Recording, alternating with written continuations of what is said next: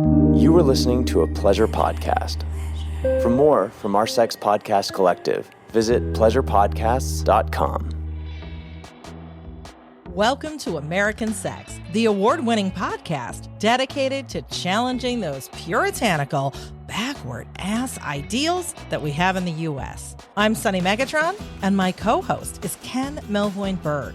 We're sexuality educators, pleasure advocates, and ridiculous, sadistic kinksters. We're also non-monogamously married to each other. So strap in or strap one on. In this house, your pleasure is power.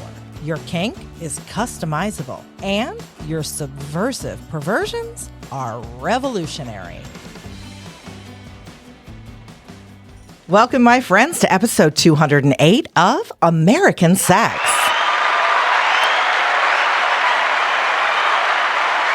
I'm your host, Sunny Megatron, clinical sexologist, kink educator, and host of the Showtime original series, Sex with Sunny Megatron. This week, we're talking managing mental health within consensually non-monogamous relationships with Kate Loree. Kate is a sex-positive licensed marriage and family therapist with a specialty in non-monogamous, kink, LGBTQ, and sex worker communities. Kate is also a certified sex educator and EMDR certified therapist with additional training in the trauma resiliency model for the treatment of trauma, and she's been practicing psychotherapy since 2003. Kate's been featured in all sorts of major media, from BuzzFeed to podcasts to magazines, and she's a frequent public speaker too. Kate is also the author of the newly released book, Open Deeply, A Guide to Building Conscious, Compassionate, Open Relationships. Now, in this episode, we talk about managing mental health within non-monogamy, specifically how mood and personality disorders like anxiety, depression, BPD, NPD, etc., can impact non-monogamous / polyamorous relationships. Now, according to 2020 statistics, 1 in 5 American adults experiences mental illness. And when we add consensual non-monogamy to the mix, it can get really complex, especially, as Kate points out, because consensual non-monogamy tends to poke at our unresolved attachment injuries more than monogamy does. And we're also factoring in more people. Now, one thing to keep in mind when you're listening to this conversation, even though we are applying these concepts specifically to non-monogamous relationships, a lot of what we talk about can absolutely apply to kinky, monogamous, and all sorts of different types of relationship styles too. This is actually a crossover conversation from the other podcast that I co-host with Kate Loree called Open Deeply, which is the same name as her book. This was one of a 6-episode series about non-monogamy. Specifically, this is part 4. So if you dig this conversation, I highly encourage you to listen to the other 5 parts. And of course, they can all be listened to as standalone episodes, but if you listen to them as a package, you won't miss any of the nuance, the caveats, and all of the other areas that we cover. I do want to add as well, before you listen, that this conversation that you're about to hear is not therapy. It's not a replacement for therapy. And if you find things coming up while you're listening, please practice your own self-care or call the National Helpline at 988. And before we get to that conversation, you know what we got to do? That noise means it is time to wash the balls, which is housekeeping here on American Sex. And as it's been lately, this is going to be short and sweet and quick. First, did you know that American Sex has a kink-friendly Discord server where you can continue these eye-opening, shame-free conversations and learn from others too? Oh, and it's free, so come on by. I've also got a free kink negotiation and scene starter mini workbook for you too that you can download, again, absolutely for free. And if you're like, all right, so where can I do it? Give me the link. Just go to the episode description, aka the show notes.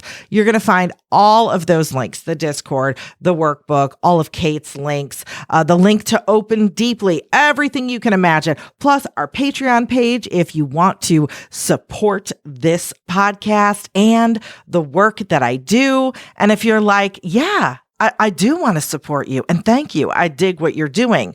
One thing you can do that is absolutely free and will only cost you a moment of your time is give this podcast, American Sex, a review in whatever streaming service you're using, right? Whether it's iTunes, Spotify, most of them have some sort of review, something or other.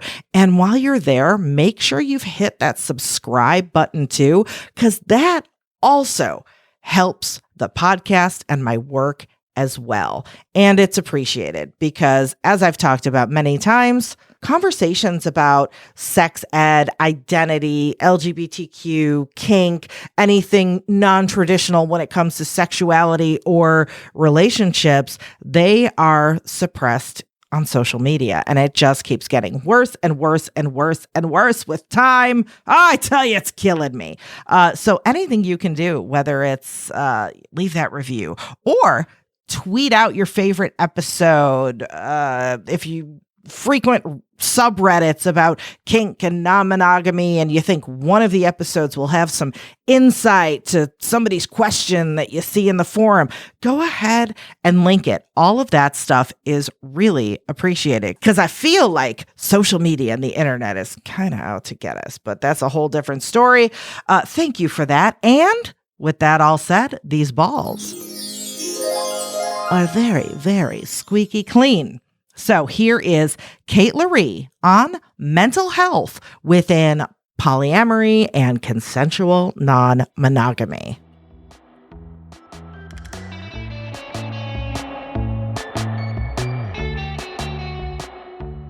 So last episode, we talked about attachment injuries and triggers and grounding skills. We got into the epic communication model with non-monogamy. And this episode is about mood disorders and personality disorders within non-monogamy. So Kate, I think a lot of our regular listeners, they already know who you are, but for the new folks, can you catch them up to speed as to why you are such an expert on these topics? Yeah, so I'm Kate Loree. I'm a sex positive psychotherapist, and I just wrote a book called Open Deeply. And at this point, we're just kind of going through a lot of the different parts that are covered in Open Deeply. And part of what's covered is mood disorders and personality disorders and how they affect consensual non-monogamy. The thing is, some people might think, why explore that? Does that really impact consensual non-monogamy? But when you think about the fact that according to the National Institute of Mental Health, just under 10% of the US adults have a mood disorder, then you start to realize that when you're non-monogamous and you have more than one partner, the chance that either you or a partner might have some kind of mental health issue is a super high probability. So I really feel like you can't avoid looking this bear straight in the eyes. So, and certainly being a therapist, as long as I have been, and specializing in non-monogamy as I do in my private practice, I see this coming up all the time. And it is one of the key things that can get in the way of, two or more people enjoying their non-monogamous journey. I love that we're having this conversation. I just want to really throw out there really quick for the folks listening along with us, our reminder that this podcast isn't therapy or a replacement for therapy, even though we're going to talk about a lot of stuff that you probably talk about in therapy. But while listening, if you find things coming up for you during the conversation that, kind of hit you a little funny, practice your own self-care. What matters is you take care of you first. Kate, I love this conversation because even when I read books about relationships that are more focused on the monogamous, very rarely do I hear about, okay, like here's the framework, yada, yada. But now let's talk about if there are personality disorders or mood disorders or whatnot in the mix. If somebody has depression or anxiety or whatnot, that usually isn't addressed. And it sure as hell, at least I don't hear it addressed, and I consume a lot of educational material. I don't hear it addressed in the context of non-monogamy. So this is exciting. Thank you. And as I think I've said probably many times before, I've talked about how the biggest thing that blocks two people from connecting, let alone more than two, is unresolved trauma, right? And a lot of times, so if somebody has some kind of mental health issue, which today we're going to talk about mood disorders and personality disorders, a lot of times those disorders are related to trauma. And so the more you can understand them, understand how to manage them, the more that no longer becomes a block between you and someone else connecting, or you and more than one person connecting. So it's super important. It's not something that we can get around. Like, if we really want to have these rich connections in our life, we have to understand these things. And so much of our culture just, in TV, etc., makes it look like, if we just choose the right partner, love will be easy. And let's face it, in the United States, with everything that's going on in this country, so many of us have mental health issues. And let's just say before we get started that you don't need to be diagnosable to have symptoms that will impact your non-monogamous journey. So a lot of times when we're talking, we're not going to be talking just from the framework of people that are diagnosable. It's just as important to just talk about people that have symptoms of anxiety, depression, borderline, narcissism, etc., and so on. Which I think, in my unprofessional opinion, is most of us. Like, we dip into those traits at one time or another, or more times, So this is a very relevant conversation. And, one thing I've always said that I like about non-monogamy, even though it sucks in the moment, is that it forces you to have those difficult conversations with your partner. So things that come up like jealousy, or, those difficult relationship conversations, relationship conflict, etc., that when we're in monogamous relationships are a lot easier to just kind of sweep under the rug and pretend don't exist. And maybe they fester and then turn into things later, but that's a whole different podcast episode. But in non-monogamy, we have frameworks, and we've set a precedent that it's like, okay to bring up these difficult conversations with our partners and in our relationships. But at the same time, even in the long run, bringing these things up and clearing them up between you and your partners ends up being a good thing in the long run.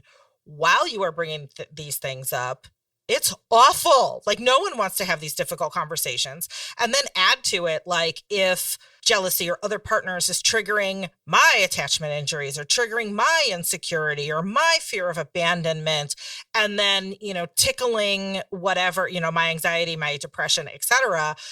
Woo, that's a lot. And so many books just talk about how to manage jealousy. They don't say, how do you manage jealousy when you have an anxiety disorder? Or how do you manage jealousy when you have heavy symptoms of borderline personality disorder? But this is getting closer to what the reality is a lot of times for a lot of people, where they have, it's not just that they're jealous, it's that they're jealous and they also have a trauma history of being abandoned a lot, or, it's way more complicated than what a lot of books address. One thing that I want to say before we start getting into these different categories of talking about people that have anxiety or depression is, let's at least note that the way someone might present if they have mental health issues but they're an overgiver is very different than how someone might present if they have mental health issues and they tend to be self-entitled. And what I see in my practice is a lot of times with people with mental health issues, they do skew towards being one of those two types. Because a lot of times there's folks with mental health issues where they feel, one reason somebody might be an overgiver is because they feel guilty about their mental health issues. So they're like, I'll compensate for my mental health issues by like overgiving and sacrificing myself and doing double duty because I know that my mental health issues put a strain on my partner or inconvenience my partner. And then there's a lot of people that are in the other category, because let's face it, if you're hurting inside, then sometimes you're so focused on your own pain, you literally don't notice the world around you. And so it's a lot of time, so it may be that you're being kind of self-focused just because you're in pain, or it could be that you have mental health issues, but you also are having some misogyny, or you're mentally ill and you've got some, like narcissistic symptoms that are coupled with your depression. And so when you think about those two camps, it's really important, because how you cope and how you deal with things between those two camps is very different, whether you are dating the overgiver or you are the overgiver, or, you see, so now we've got four quadrants and it gets really complicated. But anyway, we'll do the best we can. I just want to jump in here and say off the bat, I can't remember what episode it was, but we did a whole episode devoted to overgivers, to people who are self-entitled. So Kate, let's remind each other. We'll figure out what episode number that was and put the link in the show notes. Because I think for people who are like, ooh, what is that overgiver thing? That would be a really helpful episode to dive into those things. Yeah, I think it was like episode 5, but I could be wrong. Yeah, we'll put it in the show notes. So those listening along, if you're like, what was it? Just go look in the show notes. It's there. All righty. So maybe we can start with, folks that have anxiety who are non-monogamous.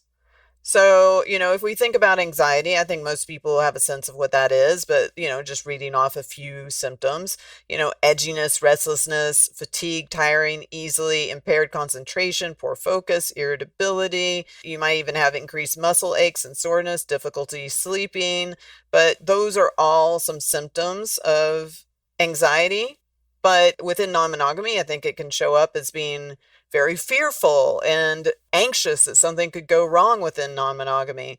A lot of people have those fears, but for somebody who has symptoms of anxiety or is diagnosable, everything gets cranked up.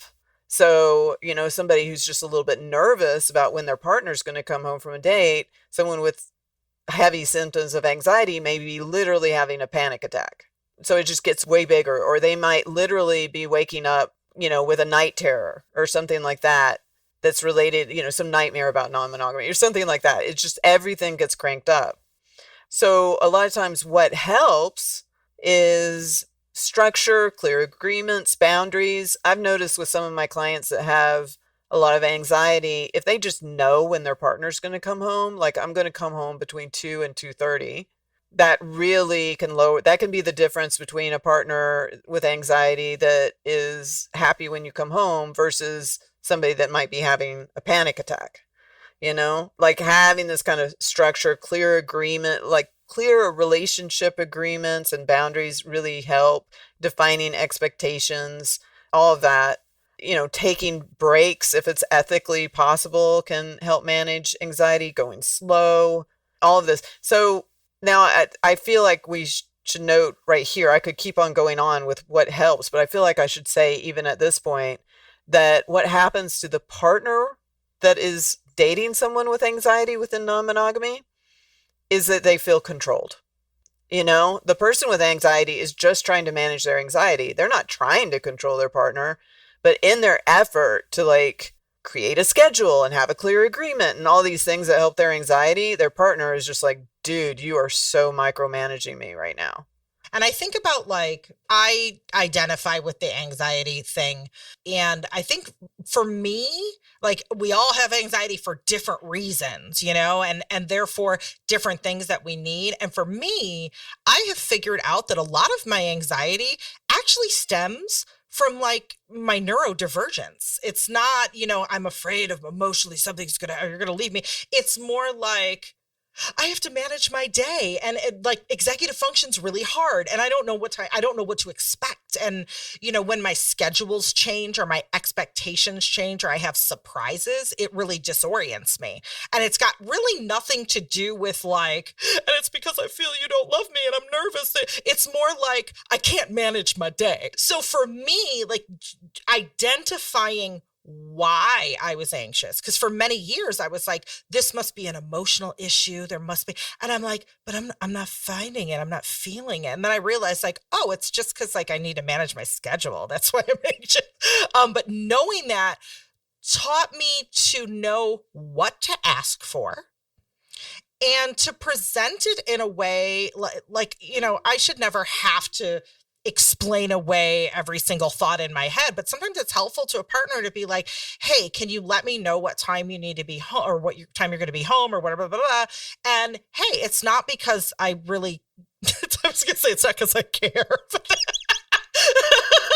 you know what I mean? It's not because I'm having some kind of, you know, feelings that I'm not saying about like your relationship with the other partner. You know, there's not anything else under the radar going on. And I can just say it's purely because like I want to be able to manage my schedule, or if I know what to expect, I can sleep better, or it really has nothing to do with like controlling what you're doing with another partner. And me just identifying that about myself so I can be more transparent with myself and with my partner, like a world of difference. Yeah. And so that's one reason it's oftentimes important for somebody with anxiety not to have a partner that is the kind of partner that's like, more, let's go to another part, you know, that's like, you know, going so fast and overwhelming them, because then you can have an anxious person that their brain is just fuzzing over and they can't locate what is actually making them anxious. Because you're right. It's like when you're able to pinpoint what makes you anxious, then you can problem solve. And a lot of times then you can really reduce the anxiety, especially if your anxiety is you know, like you're doing your part, you're going to a therapist, or, you know, you're getting medication that you need, or whatever it is that you need to manage your anxiety. Then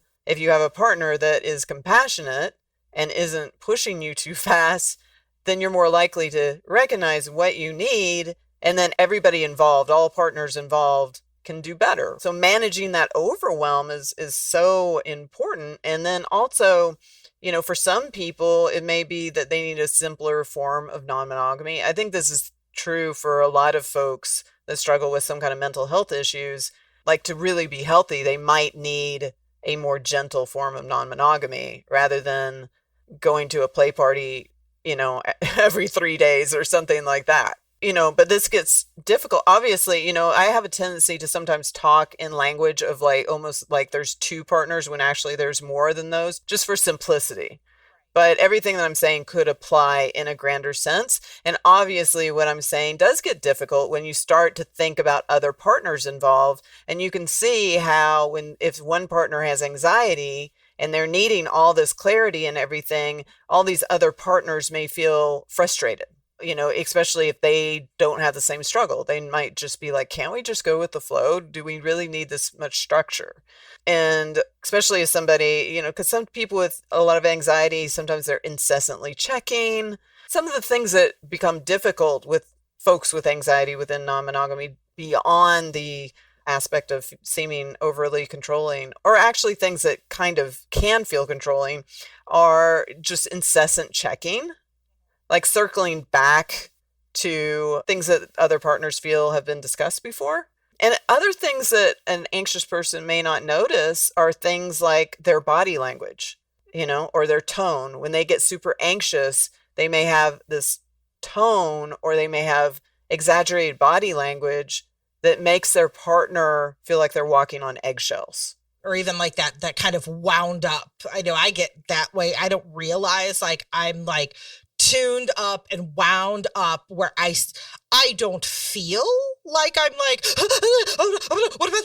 but I'm coming off that way to other people, and it just like throws everybody's mood. So yeah. And it's one of those unconscious things that a lot of times when that's going on in my private practice and I'm watching two people, neither one of them knows why they are all of a sudden fighting. And I have to say to them, you know, the words, the transcription of your words is not that troubling, but your body language and your tone right now is dysregulating both of you. It's like a really key thing that a lot of people don't realize, and softening your tone, softening your body language can really have a huge impact on how well things go. And the other thing, you know, anxious folks, you know, have a tendency to some people, not everybody, sometimes, they keep pumping the brakes while concurrently not doing it their own self-work. Certain anxious folks, and why wouldn't they want to do self-work? Like if they're anxious about non-monogamy, then avoiding the self-work, they may be being avoidant of proceeding in non-monogamy. And as long as they keep on avoiding doing the therapy or whatever, they can use that as an excuse. They can say, well, I'm not quite ready to be non-monogamous because I haven't had a chance to go to therapy because, it's some excuse. My money's low or what have you. And I've seen other partners be patient for 6 months or whatever. And after a while, they're just like, you're just delaying things without doing the work. And now we're 6 months later and you still haven't even gone to a therapist, that kind of thing. So I think, as far as like an objective goes, there's, kind of an objective to create balance, to make sure that the person with the anxiety is doing their part, getting the help that they need. Meanwhile, the partners are creating as much structure for the anxious person as possible without it starting to make them feel like they're losing themselves or that they're being controlled. Okay, so I have a question when it comes to non-monogamy specifically. If you are the non-anxious partner, is it a thing, okay, where maybe, let's say, the example, like the anxious partner is anxious about something that has nothing to do with the other partnership, the metamor, like nothing. It could be like me, like I'm anxious about scheduling and it's got nothing to do with me being jealous or trying to sabotage or, however, it's all about, how we perceive. So let's say that non-anxious partner, could they be perceiving or overlaying their assumptions of like, you must be acting like this because you don't really want me to go out on that date, do you? I knew it, blah, blah, blah, blah. Where maybe on their part, that's kind of I don't know if it's a self-fulfilling prophecy would be the right word, but like they're actually imprinting their fears about like, I know my partner's going to get jealous and is going to shut me down. You see what I'm saying? Is that a thing? Like, does that happen? Well, it goes back, and I'm sure we've talked about this before, the catastrophizing. We've talked about catastrophizing. That's like one of the biggest things that I see in non-monogamous relationships. When they see one person get anxious about whatever it is, the scheduling, whether they checked in enough at the play party, whatever it is, the partner that's not anxious just assumes that the person that's anxious can't do this. And sometimes we'll just, instead of listening to the anxious person and going, oh, okay, you just need to know when I'll be home, or you just need to understand the schedule better, they flip out and go, see, you can't even do this. This is clear evidence that we shouldn't even be non-monogamous, or that you're just doing this to make me happy or something like that. And that may not be true. It may be that the anxious person just really needs more structure, and that with that structure, they can really manage their anxiety so much better. So I think the person without the anxiety, they just have to be a person that has some patience and can be kind and really listen. The listening and not like interpreting your own, they say like we all have our own story. And if you don't know all the details, you just kind of make up your own story as to why. And we can be so off base with that stuff and then just run with it and make things so much worse. Yeah. I mean, a lot of clients that do that, not everybody does that as much as other people do, making up a story in their head. But some of my clients that do that all the time, I will say, when you're not with me or during sessions or when you're at home, when you guys are having a hard conversation or any time that you catch yourself being upset at what your partner's saying, instead of being off to the races, just simply say to them, right now, the story that I'm telling myself is that you're saying X, Y, and Z. And that gives the other partner a chance to say, yes, that is what I'm saying, or no, how did you come up with that one? The what? What are you thinking? But but nicely. My tone. I got to watch my tone. Okay. And that happens all the freaking time. Oh my God. I mean, that's one of the things that distinguishes humans from all the other animals is that we make up stories. So, moving on to depression, again, I think most of us have a idea of what depression is. People that struggle with depression oftentimes have a depressed mood almost every day, like the people that are actually diagnosable. They may have diminished interest in things that used to give them pleasure. That's called anhedonia. If you think about the root of that, hedonia, hedonism. So you put an an at the beginning. So it's basically the opposite of pleasure, right? It's anhedonia is like anti-pleasure, right? If you think of it that way. They may have significant weight loss or weight gain. They may experience slowed down thought. They may have fatigue or loss of energy, feelings of worthlessness. And some people actually may become suicidal, right? When it gets extreme. I think one thing that you'll notice with folks with depression is you've got the folks that go low and isolate and withdraw. And then you've got people that get depressed and they get angry. And I think it's more prevalent with men that their depression can show up as anger. And I think that's important to know that not a lot of folks say that. So it's not always that quiet sadness, I can't get out of bed thing. Sometimes it's lashing out. So when you think about non-monogamy in the depressed person, some of the positives is that they have access to a larger safety net of resources, of love and support and community. And that can be a key way to manage their depression. Number two, with non-monogamy is obviously it reduces isolation. You don't just have one partner, you have more than one partner. And that can help reduce your isolation, because if there's anything that is a slippery slope for folks with depression is getting too isolated. Like having some quiet time is one thing, but when you just start isolating where you don't talk to anybody, that's where it can really slide down into worse things like suicidality and that sort of thing. And third, a lot of times people that struggle with depression, they have a sense of, feeling guilty. They feel guilty for leaning on their partner too much. They have a feeling of being a burden. And when you have more than one partner, then you can kind of spread your needs out across different partners and friends. And so that can help pull someone out of their depression as well, because they don't feel as much of a burden. Some of the difficulties for the depressed person is, with more lovers comes more potential breakups.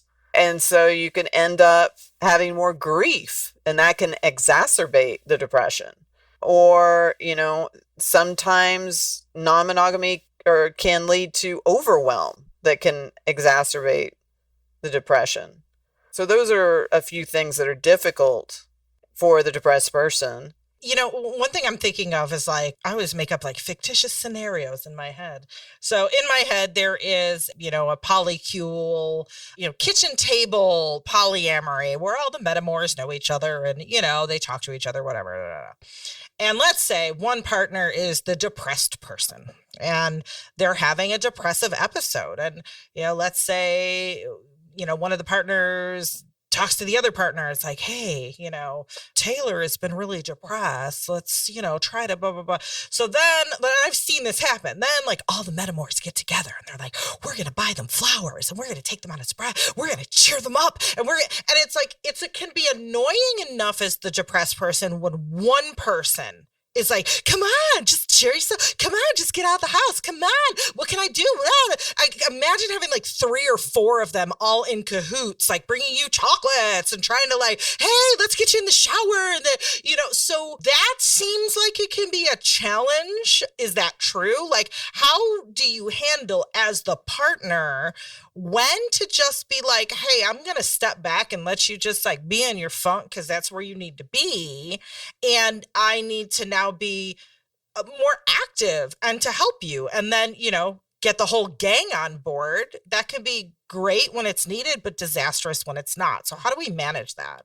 I think what I usually see more, I'll just say, is that community a lot of times is a benefit, when one person's depressed and pulls away and the 2 other lovers, especially if they're friends, can talk to each other and say, how can we help them out, and have that sidebar conversation.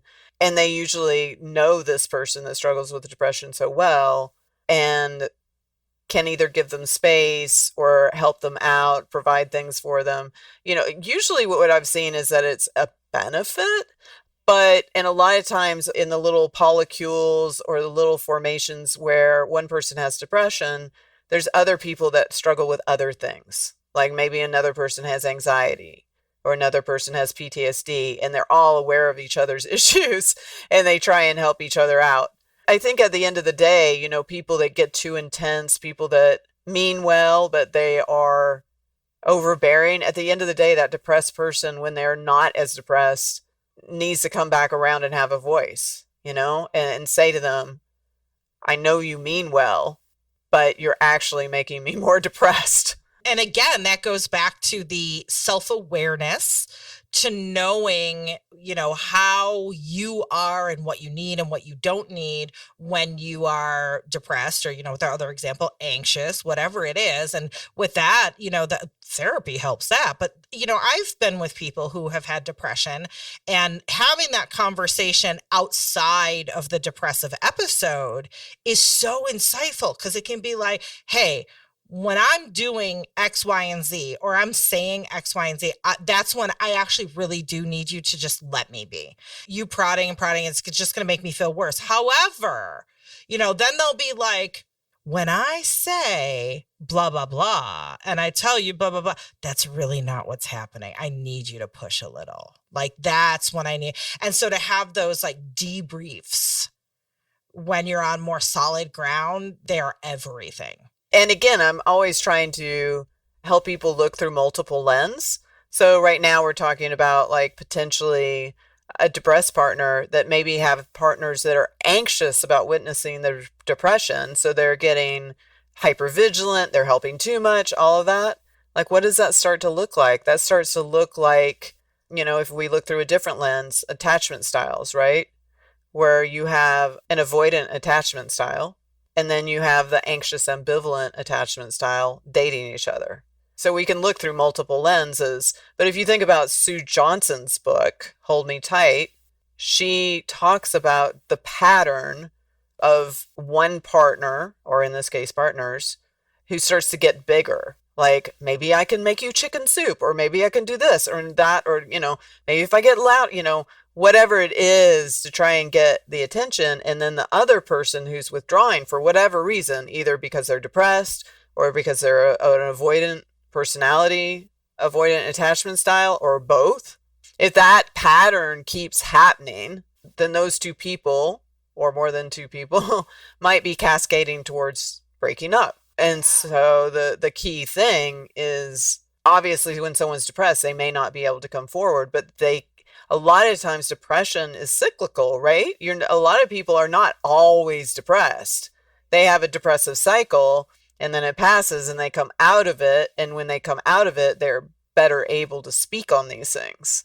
Another thing that I have seen, and this is for the, one of the non-depressed partners. Let's say there's a depressed partner, and during depressive episodes, or maybe when the just depressive episodes are triggered by maybe a certain thing that they have in common with one partner, that depressive person may really gravitate towards one partner because for some reason that person like comforts them in the right way and the way they need it for, whatever reason, and kind of pushes the other partners away. And it's like, yes, of course, that's for the benefit of the depressed part. They're getting what they need. They're relating to a person that makes them feel good for whatever reason. But then you got the other partners in the wings, like, hey. And that's like, if you look at it from a logical point of view, it's like, well, that's a shitty reason to get jealous. But when you're in it, it happens. So like, do you see that happen?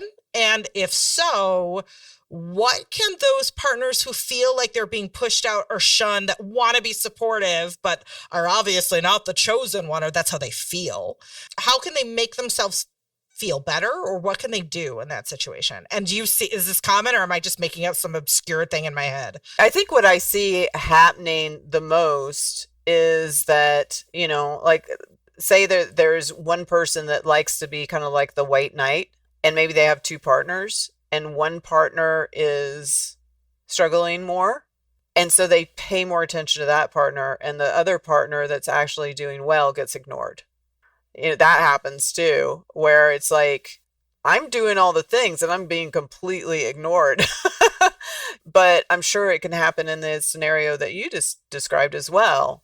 I think at the end of the day, this takes conscious awareness, and it takes kind of putting your ego in your back pocket and realizing that all your partners need attention and all your partners need connection. And so, it does take being able to see the forest for the trees, because if you're too mired in your depression, or if you're too mired in your ego or something like that, then yeah, you can end up ignoring certain partners for certain reasons. So I think when your partner is the depressed one and you're the one witnessing that, it is important to make sure that your needs are met too.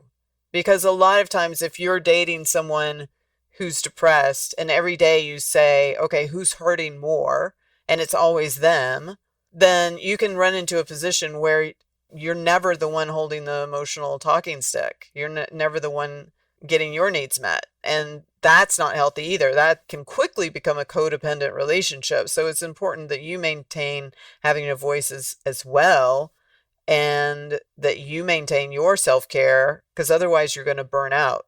Now, I've had partners too that, when they experience the depression, they also had times where they experience like the mania, partners that were bipolar. So, and for some folks, that's, comes on the flip side. So how do we handle a partner who has manic states, and what are those manic states? So some people are just depressed, and then you've got folks that are bipolar. And, if you're bipolar, then you have both poles, right? You have the mania and you also have the depression.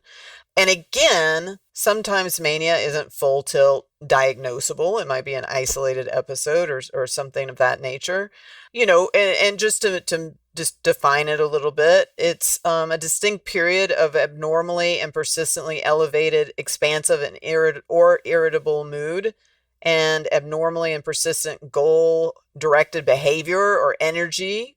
Some of the criteria for mania are inflated self-esteem, grandiosity, decreased need for sleep, more talkative. Like I always think of Robin Williams. Like Robin Williams at his best made his mania work for him, but he is kind of like this quintessential example of someone who is in a manic state a lot of the time. A flight of ideas, distractibility. These are all examples. Sometimes somebody, when they're in a mania, they will do things like go on excessive buying sprees, or, have a whole bunch of sexual experiences that they regret later, or, foolish business investments, and you can think about how this might impact non-monogamy. The person in the mania may be super impulsive and, break relationship agreements. They may have poor judgment when they're in this state.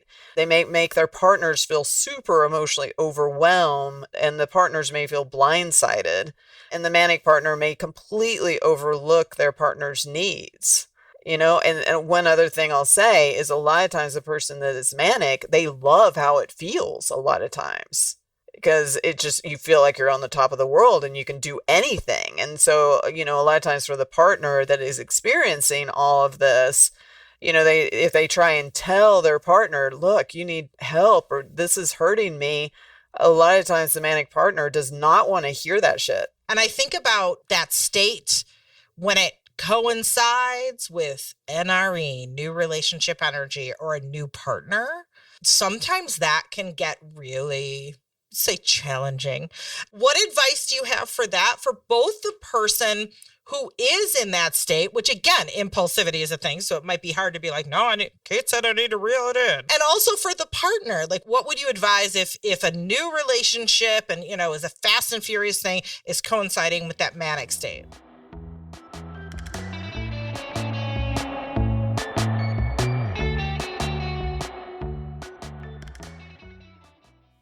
Summer is here, and so are our friends at Manscaped to help make sure that you're ready for the sun, fun, and then some. In other words, you will be smelling divine and be immaculately groomed too. Oh, and at manscaped.com, you can also get 20% off and free shipping with the code SUNNY, SUNNY. Now, Manscaped is dedicated to helping masculine folk level up their body grooming game with their Performance Package 4.0. The Perfect Package 4.0 comes with the Essential Lawnmower 4.0, waterproof cordless body trimmer, and a ton of other liquid formulations to round out your grooming routine. You know, whether you're trimming your chest or the treasure chest down below, this is the best trimmer on the market with a ceramic blade designed to cut hair on loose skin and reduce grooming accidents, thanks to Manscaped's advanced skin-safe technology. The Performance Package 2.0 also comes with the Weed Whacker 2.0 for those pesky nose hairs, the Crop Preserver Ball Deodorant, Crop Reviver Ball Toner, and Anti-Chafing Ball Deodorant and Moisturizer because, you know, chafing is real, especially if you're in those little shorts all day. You also get 2 free gifts, the Shed Travel Bag and the patented high-performance Reduced Chafing Manscaped Boxers. And again, you can get 20% off and free shipping with the code SUNNY at manscaped.com. That's 20% off and free shipping with the code SUNNY at manscaped.com. How's your summer heating up? Not enough? Well, lucky for you, Dipsy's sexy audio stories can help you turn up that heat even more. Dipsy is an app full of hundreds of short, sexy audio stories that bring scenarios to life with immersive soundscapes and realistic characters. Discover stories about second chance romances, adventurous vacation flings, and hot and heavy hookups. Radically inclusive, Dipsy has stories for straight and queer listeners, and over half are voice acted by people of color. You have never heard celebrities like this before. Listen to stories voiced by Sharonis J. Jackson, ER Fightmaster, and Luke Cook. New content is released every week, so in between listening to your favorite hot stories again and again, you will always find something new to explore. Dipsy also has soothing sleep stories, wellness sessions, and sexy stories that you can read, too. Let Dipsy be your go-to place to spice up your me time, explore your fantasies, relax and unwind, or heat things up with a partner. For listeners of American Sex Podcast, Dipsy is offering an extended 30-day free trial when you go to dipsystories.com/sunny. That's SUNNY. Yeah, 30 days of full access for free when you go to DIPSEA stories.com/sunny. That's dipsystories.com/sunny. A podcaster goes to Tokyo to uncover stories of sex, relationships, and queerness, and winds up getting a happy ending massage. That's the kind of Bourdain-style experiential storytelling you can expect from Private Parts Unknown, a podcast about love and sexuality around the world. Hi, I'm Courtney Kosak, and for the show, we've traveled to Helsinki, Finland, Mexico City, Mexico, Tokyo, Japan, and beyond to explore different modes of intimacy and increase our cultural understanding. Tune in for hilarious, sex-positive conversations, destigmatizing everything from abortion to Ashley Madison, polyamory to PMDD, sex work to shibari, and more. Follow Private Parts Unknown on Apple Podcasts, Spotify, or wherever you get your podcasts.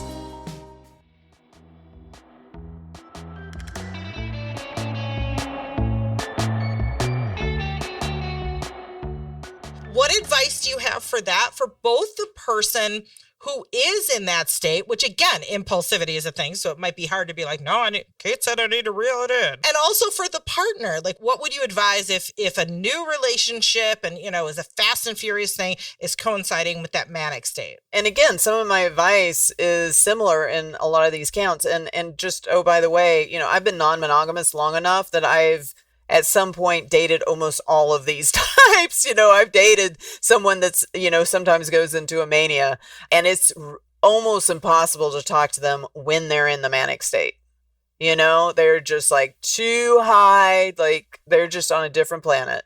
But again, as with a lot of these things, once they come out of the mania and they're at their best self, you can talk to them then, and of course, if somebody's like so manic that they need to be hospitalized, then you need to do something about it. But we're not talking about those kinds of extremes in this podcast episode. We're not going to we haven't talked about depression that gets so bad that the person's suicidal. We're not talking about those kinds of extremes, because that's just beyond the constraints of what we can do today, because we're covering so much territory.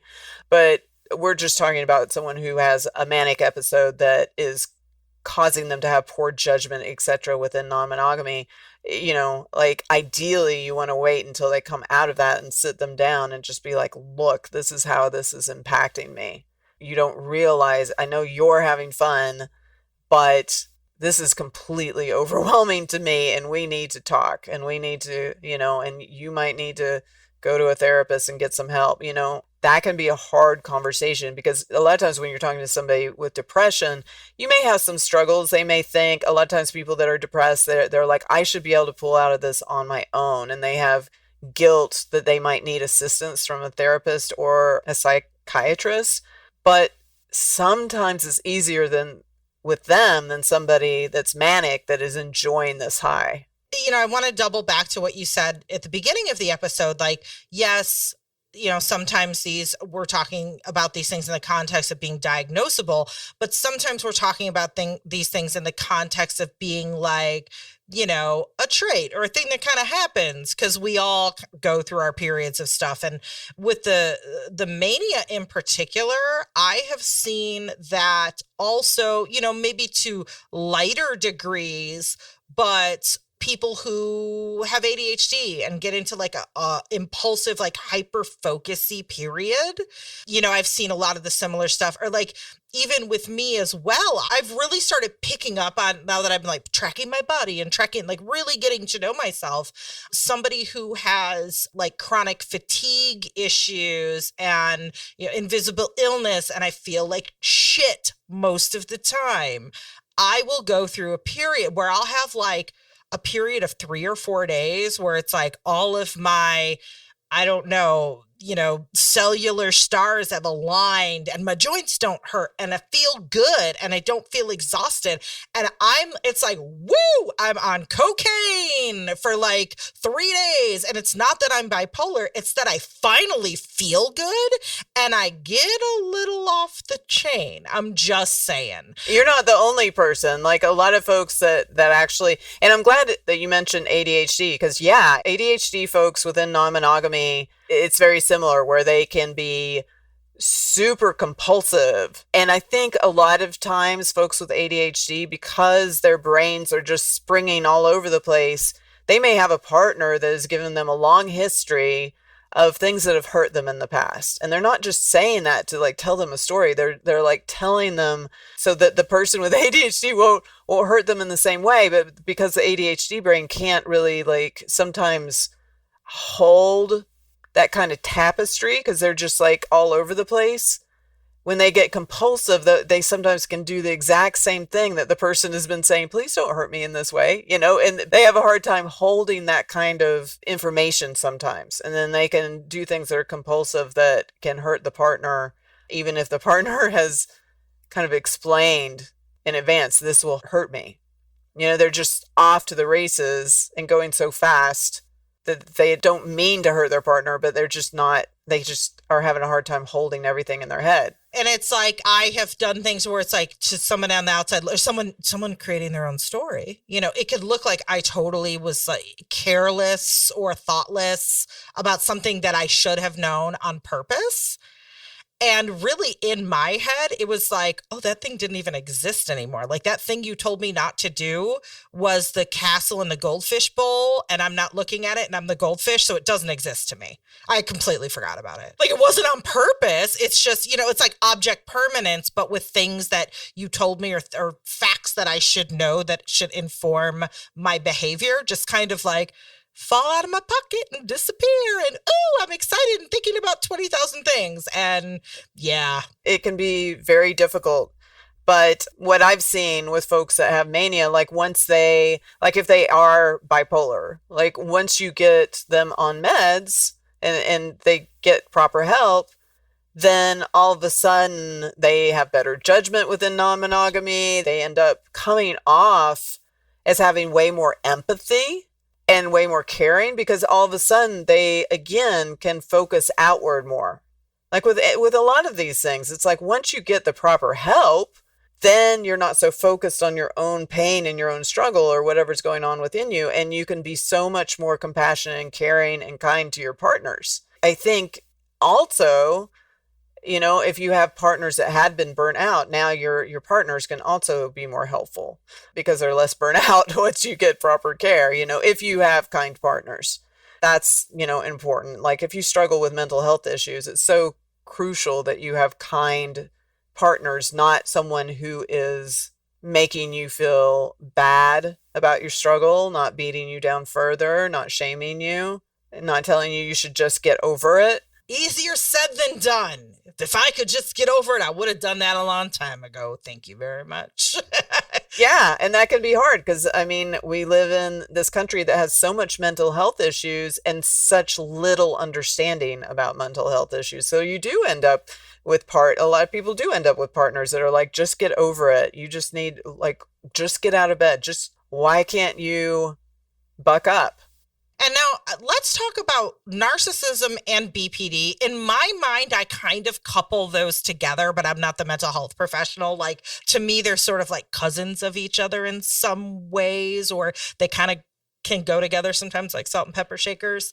But you know, and as we talked about in the episode where we talked about overgivers and whatnot, even in the beginning of this episode, again, these things don't have to be diagnosable, but sometimes we can exhibit these traits. And in our gender roles, as we talked about in that other episode, the society's gender expectations and gender roles kind of pepper in some of these qualities from both like BPD, narcissism in traditional gender roles as well. So I think these two kind of can touch all of us in little ways. And obviously there's more personality disorders than just narcissism and borderline personality disorder. I mean, for me, I mean, yes, one person could have both. They could be narcissistic and they could have heavy borderline symptoms or be diagnosable, but they actually are very different. And when you think about narcissism and the trait, like the symptoms that can go with narcissism, not all of them are as detrimental as others. Like you could have somebody that just has kind of a grandiose sense of self, and that's way less damaging than another trait of narcissism, which is having little to no empathy. So you can have one narcissist with a certain cluster of symptoms and another, you know, like say, you know, have a fixation on ultimate success and they're grandiose and they are egotistical, all of that. It may be a pain in the ass. It's not going to impact you the same way as if you're dealing with a narcissism that has a fixation on controlling you, has a sense of entitlement, has interpersonally oppressive behavior, and has no freaking empathy. That cluster can feel like it's leaning towards sociopathy. Yeah, like one is like, oh, you're just a confident person, maybe it's, you know, a little annoying. And the other one's like, oh no. Yeah, I mean, it's like you can see certain celebrities that are kind of full of themselves where you can see that they're narcissistic in their grandiosity, but they're not that person that's breaking other people down. So there's different types of narcissism. And let's face it, there's a lot of people with heavy narcissism that may not be diagnosable that are still doing a lot of harm, right? So one of the things about narcissism is that it's usually egocentric, meaning they don't think anything is wrong with them. There's not all these narcissists going to therapists going, please cure me of my narcissism. Usually if a narcissist shows up in therapy, they might be showing up with their partner and thinking that they can hoodwink the therapist into helping to puppeteer their partner or something like that. Or like the thought of, again, you're writing your own story. It's like, well, my partner thinks it's my problem, but if we go to therapy, the therapist will realize it's actually them and I'm doing everything right. I've had some narcissists come into my practice that are wanting to be non-monogamous, and a lot of times they will choose someone that they can puppeteer in some way. I've had them bring in, someone who is just kind of like a little lamb for the slaughter. And literally there's been times where I'm like, I have 50 minutes to like express certain things to this other person to give them some agency, because I know this narcissist, once the narcissist figures out that they're not going to be able to puppeteer me, they're not going to be coming back to a second session, So that's one thing to keep in mind is, so their behavior can be, it's egocentric. A lot of times narcissists within non-monogamy are overtakers. And again, a lot of times they're dating overgivers. And that overgiver, a lot of times, as I've said in previous episodes, a lot of times the overgiver almost has a form that's almost similar to body dysmorphia, just like somebody who has anorexia. No matter what the reality is, they think that they're a different size, right? The emotional overgiver, no matter how much they're giving, a lot of times they perceive themselves as selfish. And the narcissist, the person with narcissism, will be first to agree with them in an effort to get more. And so the thing is, within non-monogamy, a lot of times people with heavy narcissism, they don't really know how to love or receive love. So they need something to replace that. And that's their narcissistic fuel. And a best example of that is watching a Trump rally, when he's watching all his supporters just, bow down to him. It's like a heroin addict shooting up. He's getting that narcissistic fuel. So within non-monogamy, the narcissistic fuel source is the potential for a lot of beautiful lovers and attention and adoration, right? And so if the narcissist chooses a good overgiver that is willing to like lay down any kind of self-care and just allow the narcissist to, keep on taking, then they can really have this heavy narcissistic fuel source within non-monogamous communities. So let's say I am an overgiver and I am with an overtaker or somebody who has, narcissistic personality traits. Let's not even say they're like diagnosed, narcissistic personality disorder, just, someone who's dipping their toes in the waters even. And they're convincing me that I am, I am being selfish and and I am the lamb slaughtering, hey, slaughter me. How do I fix that? What do I do? Well, just keep in mind that, if you've been in that relationship for a while, then you've probably been experiencing a lot of gaslighting. You've probably, wherever you were at the beginning, you're probably worn down significantly. You might be that kind of person that still loves the narcissist, the person with narcissism in a lot of ways, and you probably think you can heal them with your love. And so part of it is realizing that, although love heals so much, that it's not your job to sacrifice yourself in this way. And one of the main things that you need to do is learn how to assert yourself. And the thing with the overgiver is the overgiver within non-monogamy oftentimes thinks that if they assert themselves to this narcissist that is overtaking in the relationship and not listening to their self-care needs and has no empathy for them, they usually believe that this will inherently say something negative about their character. The overgiver will think that, oh, well, if I assert myself to this, person with heavy narcissistic traits, that I'm a nag, that I'm bad at polyamory, that I'm a controlling jerk, that I'm a selfish failure. And you got to get to a point where you don't think that you actually caring for yourself makes you a bad person. And if you get to that point where you start asserting yourself, and then the person with heavy narcissism starts throwing tantrums or breaks up with you, you have to realize that if they do break up with you because you started loving yourself well and setting boundaries, that really you're the one, you're kind of the one who left. You weren't dumped.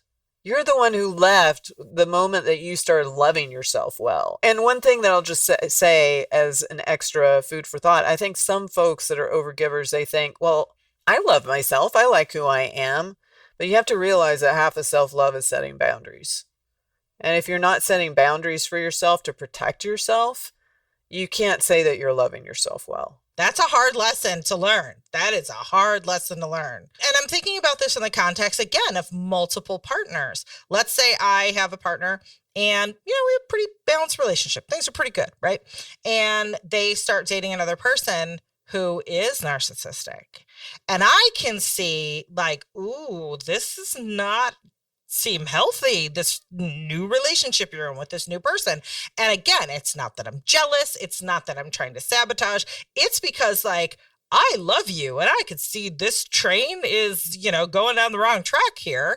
What can I do if I have a partner that maybe isn't ready to hear that, isn't ready to get their boundaries on and assert themselves, but I'm doing that delicate dance of like, I want to help you and give you the empowerment to do, set your own boundaries, but I also don't want to seem like I'm butting myself into your relationship or telling you like to break up with this person. How do you handle that? Well, for one thing, if you're dating this person that is dating someone that is that form of narcissism that I mentioned at the beginning, that's harmful. Like they don't have any empathy and they're trying to control you and they're trying to wear you down, like all of that.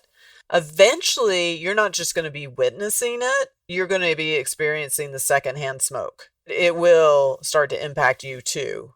Their relationship will not operate just in a bubble. It will start impacting you. And this is my opinion that I know that some people wouldn't agree with. I feel like within non-monogamy, because we do impact other people, I think we do have a responsibility to choose partners that are kind, because they will impact our other partners. Unkind partners will impact our other partners. So I would say that, I think the person witnessing this, I think there's ways to express things without being controlling and just saying, I'm witnessing X, Y, and Z, and it's impacting our relationship because I'm watching you become miserable. I'm watching you all of a sudden be so focused on this person because you're trying to manage them. You have less time for me. When you are with me, your energy, you're like depleted. Like this is impacting us, because that is where it'll eventually go. If you have this other person that is just sucking the life out of your partner. That's a tricky situation. And I think that's like a good time to like call Kate and be like, hey, Kate, will you be our non-monogamous therapist and talk to us about this situation? And sometimes your partner won't want to pull away. They'll be in that vortex. They'll be pulled in, and then you have to decide, you have to do your own self-care and decide what's best for you. And then, the influence of the other partner, maybe making you into the bad guy. There's that gaslighting, manipulated. Like, I could just see this turning into like a nightmare. At the end of the day, you have to love yourself. And you do have to find that balance between advocating for yourself, advocating for your partner, but, trying not to be controlling and realizing that we don't own another person. So it is this difficult balancing act, but I think it starts with being honest and just saying something to the effect of, look, I'm not trying to control you. I'm not trying to tell you who to date, but this is what I'm seeing. And this is how it's impacting me. And this is how I see it impacting us. And this is where I see this going if it continues. Like that kind of blunt conversation, I think is important, because wherever it's at right now, if you're really dating someone who's narcissistic, it will, with heavy narcissistic symptoms, as I said, the ones that are more negative, like the lack of empathy, it will be a cumulative trauma and it will build upon itself. And so it's not something to just ignore. So that's what I'd say about that, is like, you got to be assertive and you got to set limits. So if we move on to the last one that we're going to cover, which is borderline personality disorder, BPD is shown to be a pervasive pattern of instability in interpersonal relationships, self-image, and emotion. It can be marked with impulsivity, This is what I would say. Like when you look at the symptoms of it, if you were to look in the DSM-5, they'll explain it in a certain way. But the way I like to think about it is a lot of times somebody with borderline personality disorder has had this huge backstory of a lot of injuries. And so a lot of times someone with borderline personality disorder, what they want most and what they fear most is the same thing, and that's love. And the reason that's the case is because every time someone was supposed to love them, whether it was a parent or someone in their backstory, what came after the love was given was some kind of horrific pain a lot of times. And they have this whole backstory of that, of love being coupled with abuse or love being coupled with abandonment. And so when they get into relationships, and a lot of times they will push for that love hard, and they'll idealize you, and they'll put you on this pedestal, and it feels amazing. But just when they feel that apex of what they've wanted so much, that's when they become terrified. Like waiting for the other shoe to drop. Like, oh. Yeah. And they'll lash out, they'll sabotage, all of a sudden it gets really painful and dark. And you'll be knocked off that pedestal. And it's very cyclical in that way, of the idealizing and then the vilifying, the idealizing and the vilifying. And you can imagine if you're experiencing that, how exhausting it is. But people will stay like with a borderline a lot of times because they're chasing the pedestal phase a lot of times, and they're thinking, if I heal this person with my love, I'll get to stay on the pedestal phase, right? But that's not really how it works. Now, again, like at the very head of this whole episode, I talked about different ways, whether you have more of the self-entitled person with mental illness versus the person that's more of the overgiver type with a mental illness. I've seen folks with borderline personality disorder where it can show up very different. Like, there's the type that I was kind of describing that is like lashing out and all of that. I've also seen the opposite, where it's the borderline person that knows that they have mental health issues. And so they will overgive, but then they'll get really resentful and angry. They overgive trying to make up for the fact that they know they have mental health issues, but then the resentment that comes from the overgiving adds fuel to the push-pull dynamic, if that makes sense. That version is actually much easier to heal because they have some awareness that they're borderline. They are trying to do good. They're trying to break patterns. They're just having a hard time. And folks that are more of that type, I've taken them in therapy from having that kind of dynamic in their life and in non-monogamy and taking them to a point where they're not diagnosable anymore, because they do have that awareness. They don't want to hurt people. They want to have a good life, but they just have a lot of injuries. And so you can do EMDR with them. You can talk to them about patterns.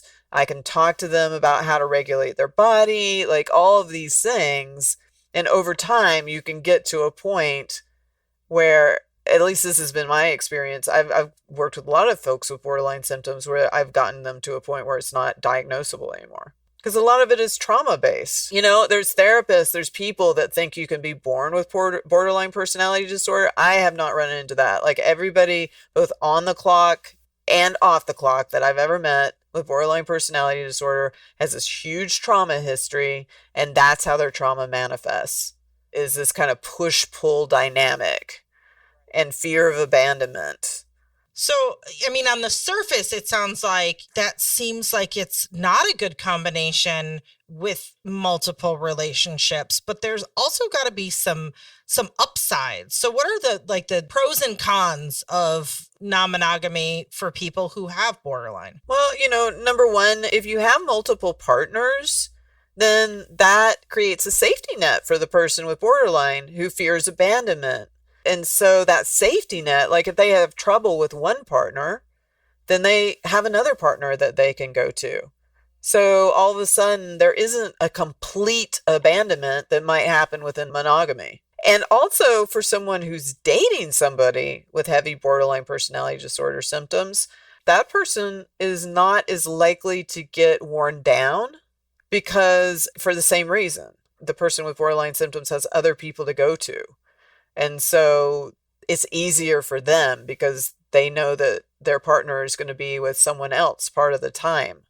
At its best, if all the partners have emotional intelligence and are pretty good at non-monogamy, this at its best can soften borderline symptoms, which most therapists that look through a monogamous lens would think this was crazy pants. They would think, okay, well, if somebody has BPD, they need to have a very stable monogamous relationship, which I can totally understand that lens. I mean, it makes perfect sense.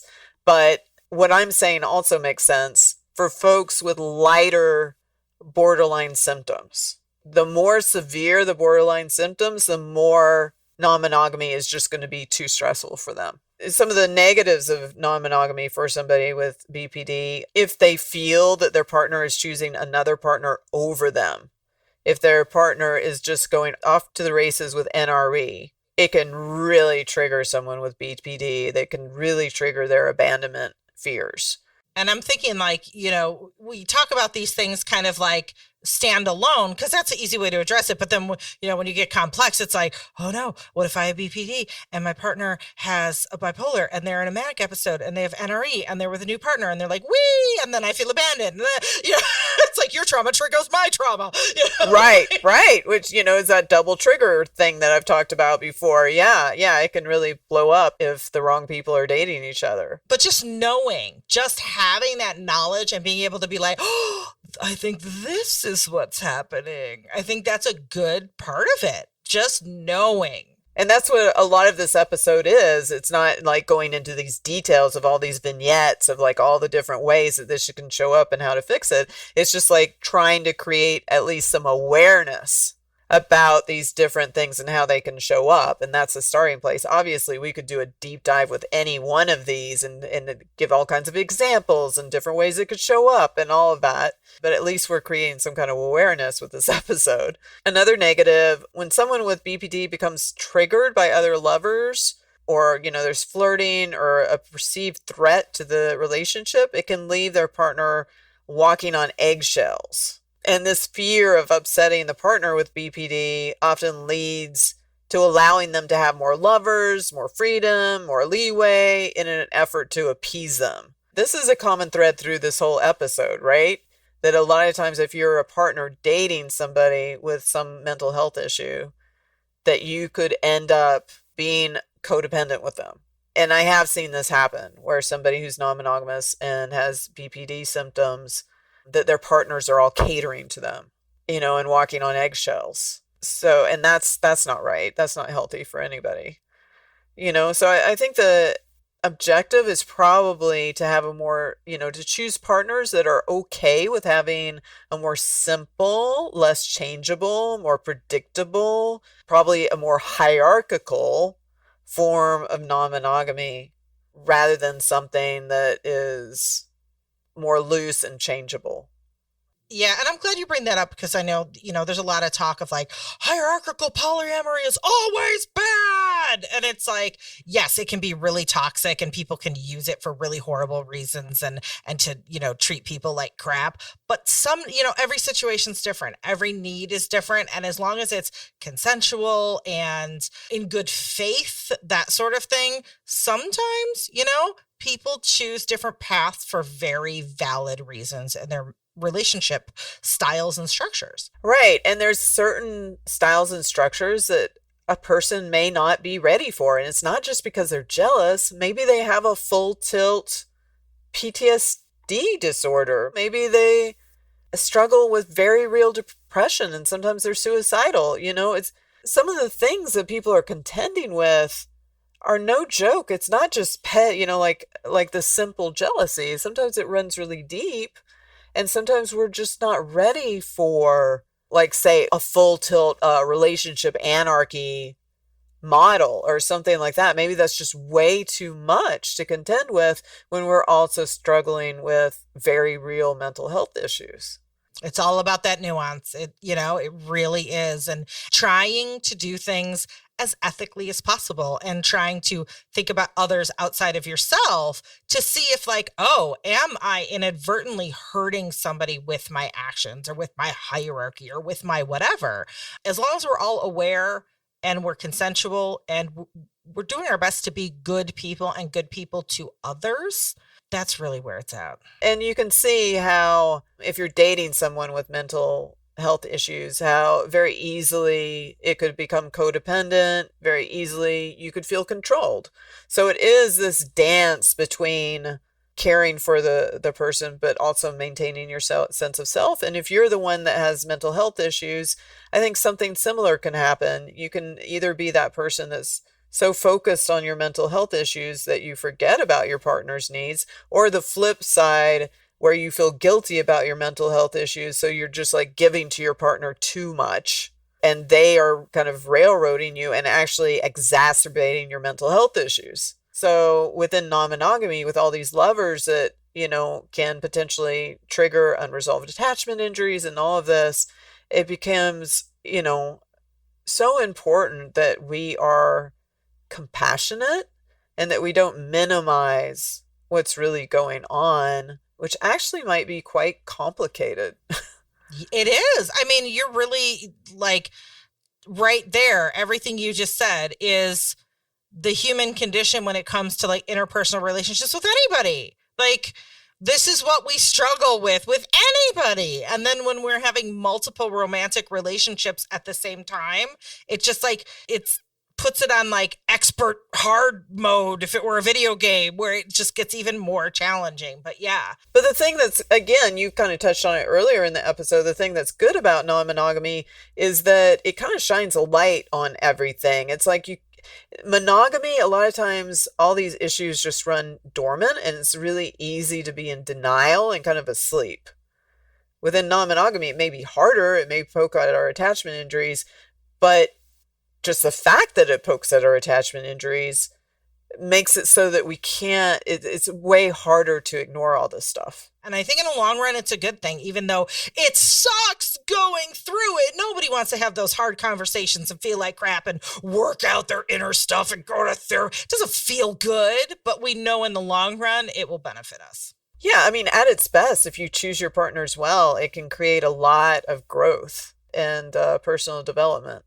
But it just really takes working on yourself and trying to love yourself and others well. Amen. That is just take that, listeners, across the board, no matter what context you're talking about. If it has to do with another human being, just take that advice and apply it anywhere, even with yourself, even if it's yourself. Okay. So this has been a great, insightful episode with lots of juicy nuggets that people can use in all areas of their lives. So thank you for that. What's next? Because we're still doing our series, or do we know yet? Should I not have asked you that question? Are we not prepared yet? I think the next episode, which we're going to do 2 more. I think in the next episode, and I might change it a little bit, but I think I'm going to talk about maintaining connection within non-monogamy. And within maintaining connection within non-monogamy, we're going to talk about the things that can threaten connection, even if they sometimes feel good. Like NRE can feel great, but sometimes it can threaten our other connections. Or, typecasting, which I've talked about. And I've talked about, different ways to stay connected in terms of the 3 pillars, the intellectual, emotional, and sexual connection. And also talking about how BDSM and Tantra can be a way to maintain connection with our partners in long-term non-monogamous relationships. So basically, the main topic is maintaining connection within non-monogamy. Awesome. I cannot wait. Listeners, I know you can't wait either. Be sure you don't miss it. So please hit that subscribe button so you get notified when that episode comes out. And until then, we'll be seeing you. Go practice your healthy interpersonal skills that you learned. Thanks for listening to American Sex. What's that? You want more? Well, you can start by streaming our TV show on Showtime, Sex with Sunny Megatron. Then pop on over to sunnymegatron.com. Everything's there. You can get updates on my new book, check out my sex ed and BDSM workshops, learn how to book me for your organization or for coaching. We also want to hang out with you too, right? So come join our Discord community. Or follow along on TikTok or Instagram, Twitter, all the social media. I'm Sunny Megatron everywhere. And you can catch Ken on Twitter or tune in to his weekly D&D games on Twitch. If you want to support the show, a great way to do that is simply to tell people about it. Make a TikTok or tweet about your favorite part of this episode. Oh, and don't forget to subscribe and leave a review too. And if you're a ride or die American fucker, you're going to want to join our Patreon community. We'll send you official American Fucker stickers, and you'll get a lot more too at patreon.com/AmericanSex. Now, just in case you happen to be one of the few that still has disposable income in this late-stage capitalist hellscape, well, when you're shopping for a new sex toy, BDSM gear, Kink Academy membership, or other things, please patronize our sponsors and affiliates. You'll get a discount, and it helps us too. Win-win. All those links and codes are in our show notes. Thanks, American Fuckers. We appreciate the heck out of you. See you next time.